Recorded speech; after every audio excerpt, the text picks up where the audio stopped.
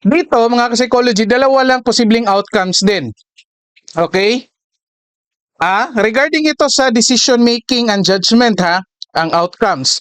Okay? Hit or miss.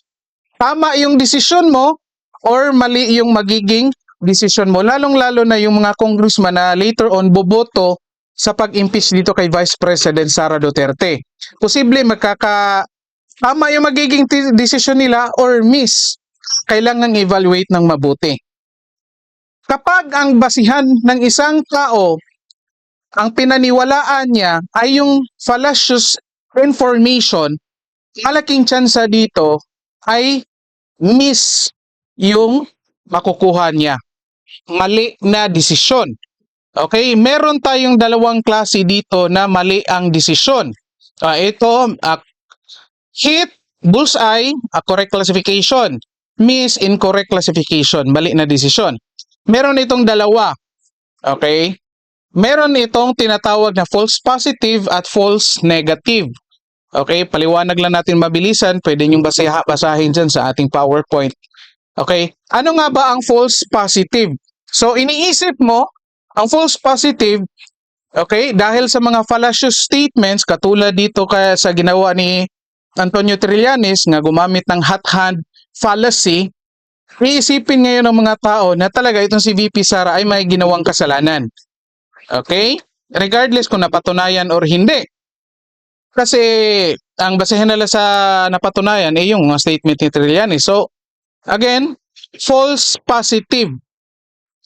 Sa tingin natin, may ginawang kasalanan si VP Sara, yet yung informasyon ay mali.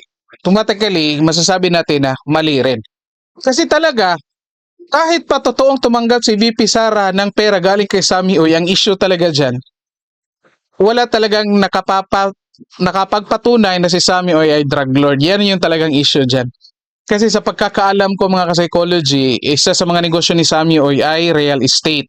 And bilang nasa real estate din ako, marami akong kakilala, kaibigan na nasa real estate na nangyari biglang yaman. Baka yan yung basihan nila na si Sammy Oy ay drug lord kasi biglang yaman. Sa real estate po, hindi po yan imposible marami akong kakilala, mga kasama na in 1 year lamang po, naging milyonaryo na po sa real estate. Nakabili na ng kanilang bahay, bumili ng bahay gamit cash. Nangyayari po yan sa real estate, hindi po yan imposible. Okay? Meron din naman pangalawang klase ng miss or maling desisyon. Ito yung tinatawag natin na false negative. Okay? So, false negative. So, nagsabi ka ng wala siyang ganito, hindi niya ginawa ito, pero yung paniniwala mo na hindi siya gumawa ng ganito, mali yun.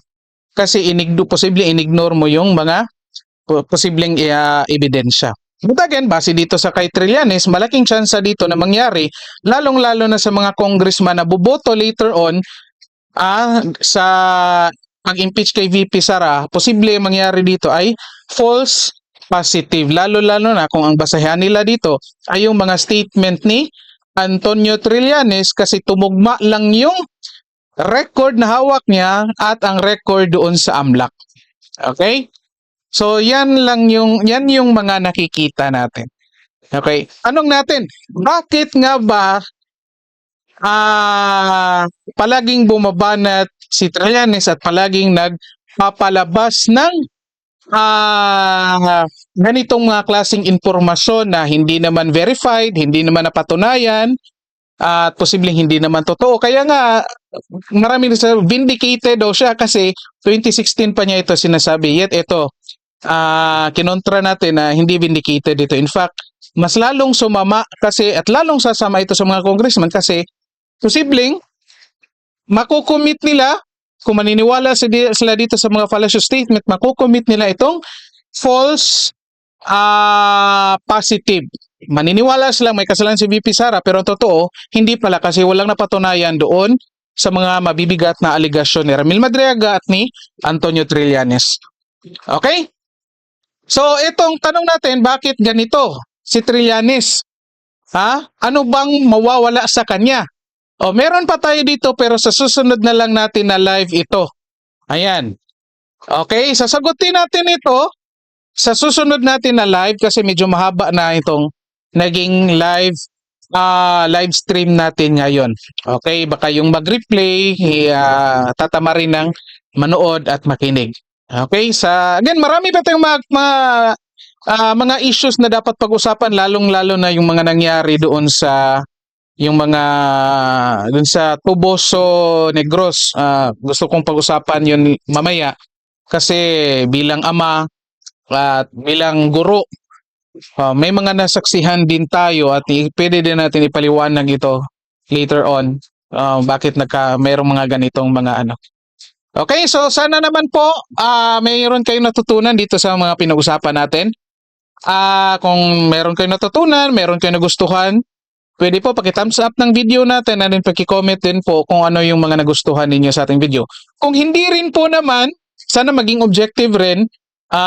Wag agad-agad tawagin tayong DDS. Pero again, okay lang sa akin talaga kung tatawagin nyo akong DDS, tatawagin nyo akong bobo. Nasanay na po ako sa dati pa nung nasa university pa ako nagtuturo. Yung marami tayong mga estudyante na marong send magpapadala ng mensahe na tatawagin ka na tanga, tatawagin ka na basta ano. Ang tawag namin sa Cebuano, na mamalikas o gibalikas ka sa mga estudyante. Okay, wag na natin sabihin yung word dito. Again, sanay na po ako niyan. So wala pong problema sa akin. And again, kung hindi nyo nagustuhan yung video, paki-thumbs down din na din paki-comment kung ano yung hindi ninyo nagustuhan. Okay? Again, I hope meron kayong natutunan at maraming salamat sa lahat mga nanonood. Medyo marami-rami tayong mga nanonood ngayon. Naging interesado dito sa psychology, mga social issues. Okay, so magkita tayo ulit sa susunod nating live. Try natin mamaya again, sasagutin natin itong tanong natin para tayo. Maintindihan ninyo itong ginagawa ni Antonio Trillanes. Okay, so makita tayo sa susunod nating live. Maraming salamat at magandang araw po sa inyong lahat.